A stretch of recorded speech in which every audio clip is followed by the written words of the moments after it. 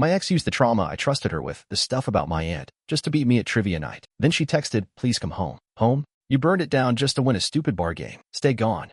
They say home is where you feel safe. For most people, that's where they grew up. For me, it was Rhea. My name is Jordan Mitchell. I'm 30 years old, living in Asheville, North Carolina. I'm a veterinarian, nothing fancy, just a regular guy who loves animals more than people half the time. Before Rhea, home was a shaky idea, something other people had, like a birthright. Not me. I grew up with parents who thought pretending solved problems. When my aunt hurt me, really hurt me, they just looked the other way and smiled for family photos. It was Rhea who helped me stop pretending. We met 3 years ago at a fundraiser for an animal shelter. She was there because she had designed the new building. I was there patching up a German shepherd who'd jumped the fence and torn his paw open. She wore this yellow dress like she wasn't afraid of anything. And when she smiled at me, man, it was like someone opened a window I didn't even know was boarded shut. At first, it was easy to think it was just chemistry. But Rhea, she wasn't just pretty or smart, she showed up. She asked questions nobody else had ever dared to ask. Like, what makes you flinch when someone touches your shoulder? Or, what were you scared of when you were a kid? When I finally told her about my aunt, about the way she twisted love into something ugly,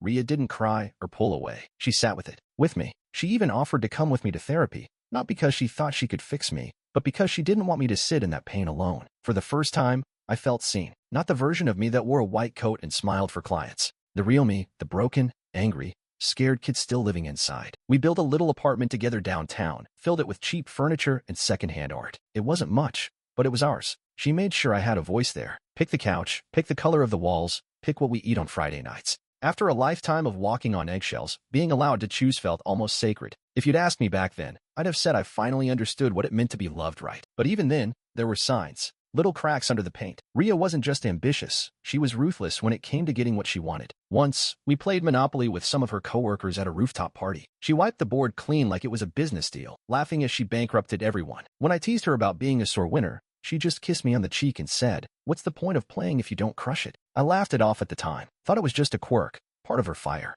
God knows I loved that about her, how she could walk into a room and make everyone look without even trying. I told myself it didn't matter, that her need to win was harmless, even cute. Compared to what I'd survived, what was a little competitiveness? Looking back now, I realize I mistook warning bells for background noise. The 2 years we spent together felt like rebuilding a house from the ashes. And Rhea was there every step of the way, hammer in one hand, blueprint in the other. But what I didn't see then, what I couldn't admit, was that sometimes she was also holding a match. It started out like any normal Friday night. My buddy Alex had been running this low-stakes trivia night once a month at the Copper Penny, a little bar downtown where the beer was cheap and nobody took themselves too seriously. It was the kind of thing I usually went to alone, but after some gentle pushing from my friends, Rhea agreed to come. Honestly, I was excited. I thought it would be fun. Something light after all the heavy work we'd been doing in therapy. A new memory to add to the good pile. When we walked into the bar, she looked incredible. Jeans, leather jacket, that little glint in her that said she was already sizing up the competition. I laughed it off, teasing her gently about studying before coming. She just grinned and said, maybe I should have. The first few rounds were easy, silly pop culture stuff. Old TV shows, candy slogans from the 90s. Rhea was good, sharp, fast with the buzzer. But then things started getting harder. Sports stats, obscure world capitals, weird local history only old-timers seemed to know. I didn't think much of it when she missed a few. Nobody else cared. Alex even made a dumb joke about how the architects were crumbling, and everybody laughed. Everybody except Rhea. I caught the tight set of her jaw, the way she forced a smile so sharp it could have cut glass. Her hand stayed glued to her beer, not sipping, just gripping it like it was the only thing keeping her in the chair. By the final round, she was out, not even close to winning. When Alex announced the standings, I clapped politely for the winners, but Rhea just stood up stiffly, didn't say a word. She walked right out the door like it was on fire. At first, I thought maybe she was going to the bathroom or taking a call. I waited, finished my drink, made excuses for her when people asked where she went. She didn't come back. When I called her, it rang once and went a voicemail. When I texted, nothing. Radio silence for 2 whole days. At first,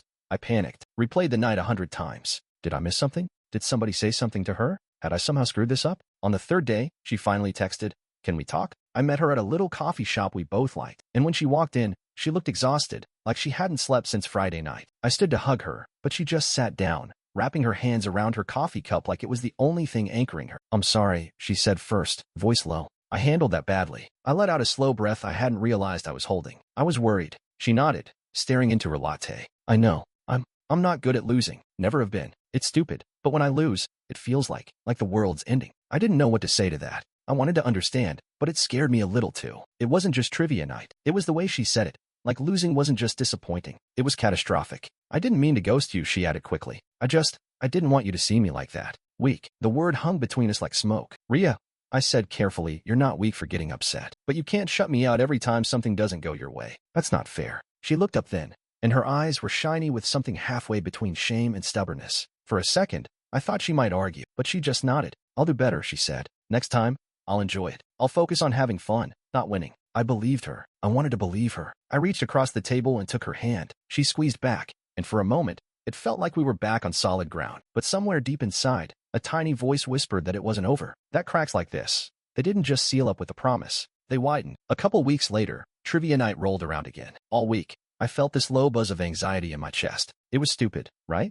It was just a game, just a night with friends. But the memory of Rhea storming out, the silence afterward, it stuck to me like damp clothes. That Friday, before we left the apartment, I sat her down on the couch. Hey, I said, trying to sound casual, can we talk for a second? She looked up from tying her sneakers, that familiar gleam in her eye. About what? I rubbed the back of my neck, feeling stupid even as the words came out. I need tonight to be fun. Not perfect, not a competition, just fun. For a second, she looked like she might argue. Her mouth twitched, like she was weighing her words carefully. Then she smiled small but real. I get it, she said. And you're right. It's just a game. It's not worth fighting over. You promise? I asked, only half joking. She reached out and linked her pinky with mine like we were kids. Promise. It should have been enough. The copper penny was already packed when we got there. Alex waved us over, and somebody shoved a couple of chairs our way. It smelled like cheap beer and fried pickles, and for a while, it felt good. Easy. Rhea laughed at all the right jokes, teased Alex when he mispronounced Kyrgyzstan, clapped when my friend Leah nailed a question about 80s pop stars. She even high-fived me when we squeaked through the second round in second place.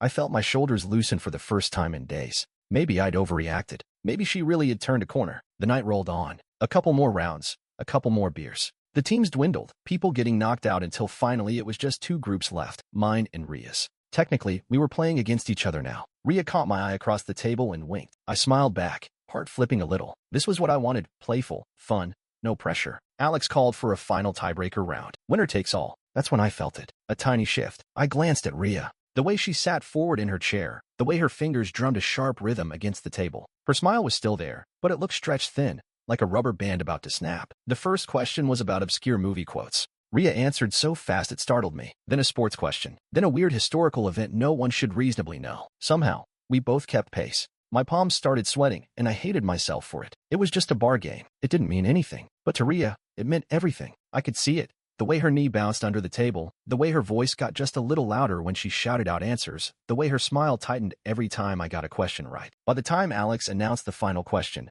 a coin toss to decide who picked the topic, I knew we were teetering on a knife's edge. Rhea won the toss. She looked right at me, grinned that wolfish grin, and said, let's make it interesting. My stomach dropped, but I plastered a smile on my face anyway. Sure, I said, trying to sound like I wasn't already bracing for impact. The category popped up on the screen, and I saw it before she even said a word. Wildlife trivia. My childhood obsession. My safe place. The thing I could do in my sleep. For a split second, I thought maybe it was a coincidence. Maybe fate just had a dark sense of humor. But the look Rhea shot me, part challenge, part dare, told me it wasn't an accident at all. She picked it on purpose. And as the first question flashed onto the screen, and the laughter and noise around us faded into a weird, humming silence, I realized something I didn't want to admit yet. This wasn't just a game to her. It never had been. At first, it was almost fun. The wildlife questions rolled out, animal habitats, weird species names, migration patterns. Stuff I had memorized since I was a kid, back when I used to sneak into the library just to escape my aunt's house. I was good. I knew I was good. Rhea knew it too. That's why she picked it. At first, she kept it light, teasing me when I buzzed in fast, laughing when I rattled off some obscure fact about penguin mating dances. Everyone was laughing along, including me. But little by little, something shifted. Every answer she got wrong, she laughed a little too loud. Every time I got one right, she clapped a little too hard, the sarcasm creeping just under the surface. Look at Dr. Dolittle over here, she joked once, nudging my shoulder a little too hard. Saving animals and hoarding random trivia. What a guy. I laughed it off, but something in my chest tightened. The questions kept coming. Faster, harder. The whole bar seemed to narrow until it was just me and Rhea, like the rest of the world had peeled away. Then Alex read the next question. Which marsupial is known to enter a state called torpor during extreme drought conditions? Easy. Sugar glider. I buzzed in, opened my mouth, and Rhea cut in, loud enough for everyone to hear. Maybe it's the same thing Jordan did when he was hiding from his aunt all those years, huh? My hand froze halfway to the table. The words didn't even make sense at first. My brain refused to process them. But when I looked up and saw the look on her face, the small, victorious smirk, it hit me all at once. She said it. She dragged that out, in front of everyone, for a trivia game. There was this awful, jagged silence. Like the whole room sucked in a breath at the same time and forgot how to let it out. I could feel people staring. I could feel my friend's head snapping toward me, confused, alarmed. I could feel my throat close up. Somewhere, Alex cleared his throat awkwardly and moved on to the next question. But I wasn't there anymore. I was 9 years old again, standing in the dark hallways of my aunt's house, praying I wouldn't be noticed. I was 16, staring at my parents' blank faces while I tried to tell them what happened. I was all the years between, clawing for air while everyone else laughed and lived like nothing had gone wrong. I don't even remember the last questions. I just remember Rhea laughing, loud and wild, when Alex finally called the game. She won. I lost. She shot up from her seat like she'd just won the damn Olympics, throwing her arms in the air and whooping like she had conquered a mountain, but no one else was celebrating. The bar was dead quiet. You could hear the low hum of the beer taps from across the room. People shifted uncomfortably in their seats. Some whispered. Some looked away. Rhea's arms slowly dropped. The smile faltered. She looked around like she was waiting for applause, but none came. And finally, I saw it cross her face. That flicker of confusion, of panic, like she was only just realizing what she had done. She turned toward me, her mouth opening to say something, probably a joke, an excuse, a dismissal. I didn't wait to hear it. I stood up, my chair scraping loudly against the floor, and walked out into the night without looking back. I didn't even grab my coat. The cold hit me the second I pushed through the bar doors, but I barely felt it. I didn't know where I was going. I just started walking. The downtown streets blurred past me, the neon signs, the late-night crowds, the smell of frying food from food trucks parked on the curb. It was all background noise. Static. My phone buzzed in my pocket. I didn't look. It buzzed again. Then again. Rhea. I knew it without checking. I shoved my hands deep into my jacket pockets and kept moving. The city swallowed me whole, one block at a time. Somewhere near the Riverwalk, I finally stopped, sat down on a freezing concrete bench under a flickering street lamp, stared at the black water sliding by. That's when the memories started crawling back up, one after another, like they'd just been waiting for a crack to slip through. I was back in my aunt's house. The heavy silence, the sharp sting of her nails on my arms, the shame she planted so deep I didn't even have words for it back then. I was back at the dinner table at 15, trying to tell my parents the truth, only for my mom to smile too tightly and say, "Families go through rough patches. Let's not dwell on the negative." I was back in therapy, 2 years ago, trying to explain why I couldn't tell where anger ended and fear began. And now here I was again, betrayed. But this time it wasn't by someone who looked the other way. It was by someone who had promised she'd never be the one to hurt me. I pulled out my phone finally, hands shaking. 32 missed texts, 3 voicemails. The last one just said, "Jordan, please. I messed up. Please come home." I stared at the words until they blurred. Home. I used to think Rhea was home. But what kind of home burns you down just to win a stupid game? I shoved the phone back into my pocket. My breath curled in the air in front of me, shallow and sharp. All I kept thinking about was that moment, her voice slicing through the bar like a knife. That tiny, smug smile. The way she watched me freeze and didn't stop. It wasn't a mistake. It wasn't a joke. It was a choice. That realization hit harder than anything she had said. It hollowed me out, left me sitting there on that bench like a shell. I thought about going back to the apartment. I thought about answering her calls. But every time I pictured her face, I felt like I was 9 years old again, waiting for someone to save me and realizing nobody was coming. Not my parents. Not Rhea. This time, the only one who could save me was me. I sat there until my hands went numb and the sky started to lighten in the east, that sickly gray before sunrise. Then I stood up, tucked my head down against the wind, and kept walking. Away from the bar. Away from her. Away from the illusion that healing with someone else could ever be enough if I didn't know how to protect it myself. A few days after the bar, after the silence and the unanswered texts, I finally showed up at Alex's apartment. It was a Saturday night. I stood on his porch for a long time before I knocked, my hands shoved deep into my jacket pockets, my heart pounding like I was about to walk into a courtroom. When he opened the door and saw me, he didn't say anything, just stepped aside to let me in. Inside, a few of our friends were already hanging out. Leah, Sam, Rachel. They were sitting around the coffee table, half-eaten pizza and beer bottles everywhere, the TV flashing quietly in the background. The second I walked in, the room went still. Nobody asked how I was. Nobody made any jokes. They just waited. I sat down heavily on the couch and stared at the floor for a long moment, feeling their eyes on me. I didn't know where to start. I didn't know how to fit years of silence into a single conversation. Finally, I just said it. "My aunt used to hurt me." The words were small, fragile, like something that could break if I wasn't careful. Nobody interrupted. Nobody rushed to fill the silence. She made it seem like it was my fault, like I was disgusting. And my parents, they saw it. They had to. But they pretended everything was fine, smiled through Christmas, took family photos, never once asked what was really happening. I kept my eyes on the carpet because I couldn't look at them yet. Not yet. My mom would always say, family sticks together, even when it hurt, especially when it hurt. And after a while, I just stopped trying to make anyone see it. Stopped talking about it. Buried it so deep I almost forgot it happened. I paused, swallowing hard. But it didn't stay buried. Not really. It came out in every relationship I ruined. Every friendship I pulled away from. Every time someone got too close and I panicked. My voice cracked a little, and I hated that it did, but nobody flinched. Nobody looked uncomfortable. And then Rhea, I trailed off, breathing through the lump rising in my throat. I trusted her. I thought she was different. She made me believe I was safe. I finally looked up. Rachel's eyes were shiny. Leah's hands were twisted tight in her lap. Sam's jaw was tight like he was fighting the urge to go punch something. She used what happened to me as a weapon, just to beat me at trivia. The words sounded stupid when I said them out loud, but the hurt underneath wasn't stupid at all. It was ancient and raw and bottomless. Alex leaned forward, elbows on his knees. His voice was low and steady when he spoke. I'm sorry, man. We should have seen something was wrong sooner. I shook my head. You couldn't have known. No, he said, but we could have asked. We could have made more space. Made sure you knew you didn't have to carry that alone. I didn't know what to say to that. I wasn't used to people wanting to carry anything with me, much less the heaviest parts. Rachel wiped her eyes quickly. You're not alone now, just so you know. Leah nodded fiercely. If she tries to come near you again, we've got you. It wasn't some grand, dramatic speech. It wasn't a promise that everything would magically heal. It was better than that. It was real. It was safe. And for the first time in my life, I let myself believe it. We sat there until the pizza went cold and the beer went flat, talking about everything and nothing, like the world hadn't just shifted on its axis. Like I hadn't just cracked my chest open and let them see everything ugly inside. They stayed. That was all that mattered. We agreed to meet at Leah's place. Neutral ground. Friends close by. Safety I didn't trust myself to enforce alone. It was Alex's idea. He said if Rhea tried anything, we'd have backup. I didn't argue. I didn't trust my instincts around her anymore. I got there early, sitting stiffly on the couch while Leah pretended to fuss with snack bowls no one would touch. Alex paced near the door, arms crossed. At exactly 7 o'clock, the doorbell rang. I felt my chest tighten, my palms go slick, but I stood up anyway. Leah opened the door. Rhea stepped inside, looking nothing like the woman I had fallen in love with. Her hair was messy like she'd been pulling at it. Her makeup was smudged. She clutched her phone in both hands like it might anchor her to the ground. Hi, she croaked, her voice rough from crying. I nodded once, but didn't say anything. She glanced around at Alex and Leah, then back at me. Can we talk alone? No, I said simply. Say whatever you need to say. Here. She swallowed hard. Okay. For a second, she just stood there, blinking fast. Then the dam broke. I'm sorry, she gasped,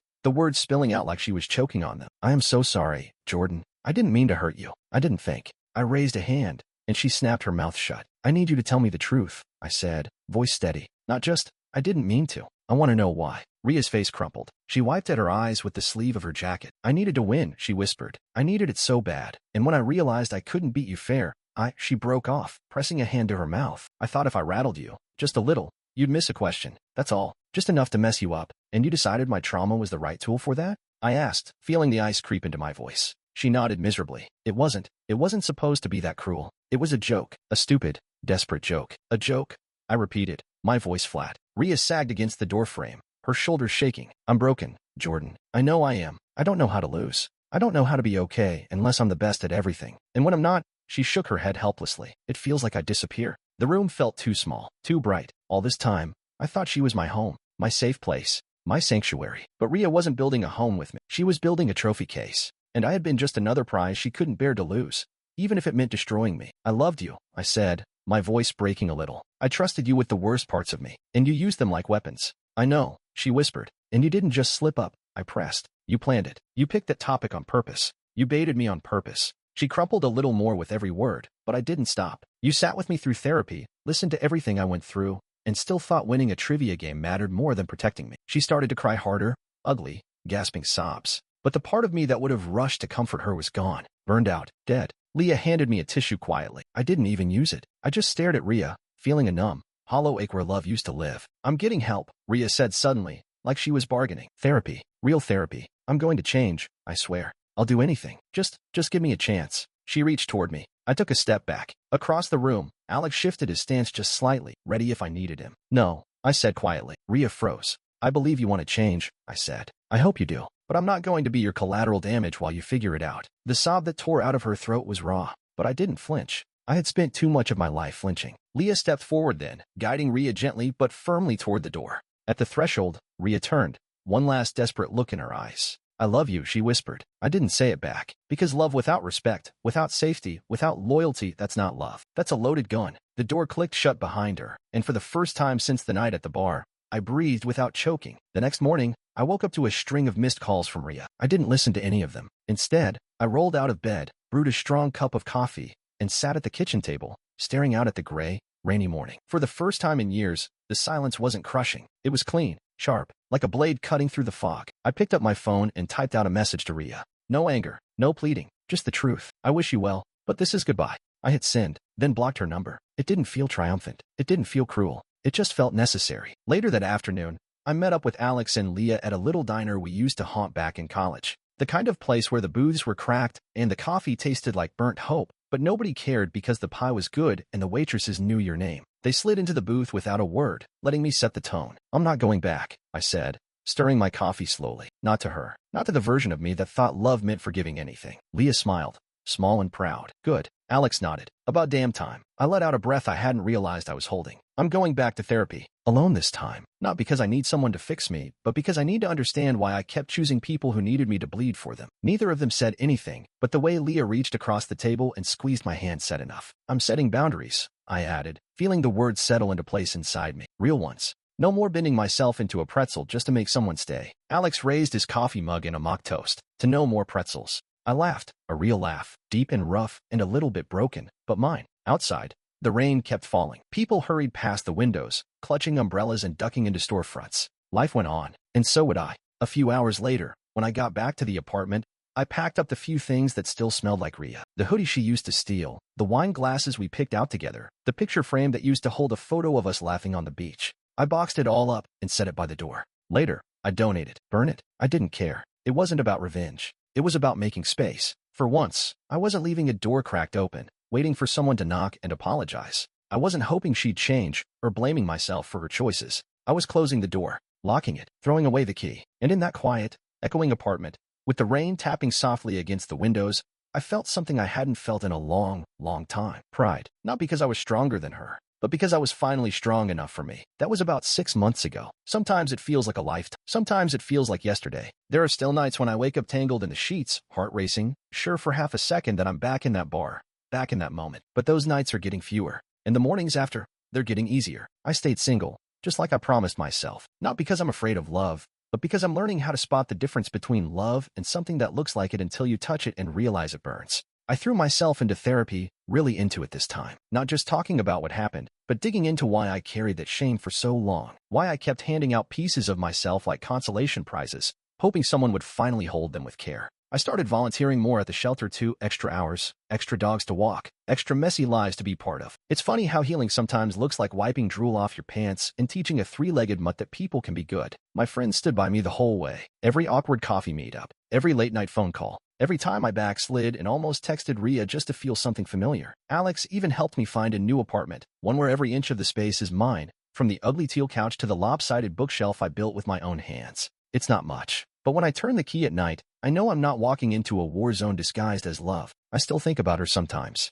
not with anger anymore, more like sadness. Like remembering a time you almost drowned and realizing the ocean wasn't evil, you just never learned to swim. I hope she gets help. I hope she heals. But that's her path, not mine. Mine is simpler now, harder, but simpler. I protect my peace. I honor my scars. I trust myself first. And if someone wants to stand beside me in the future, they're going to have to prove they deserve to. Not with grand gestures, not with promises, with actions, with patience, with respect. Until then, I'm building a life where the ground under my feet doesn't shift depending on someone else's approval. A life where my past is part of my story, not the whole thing. A life where being loved doesn't mean being hurt first. A life that feels like coming home. And this time, the door stays locked to anyone who doesn't know how to knock gently.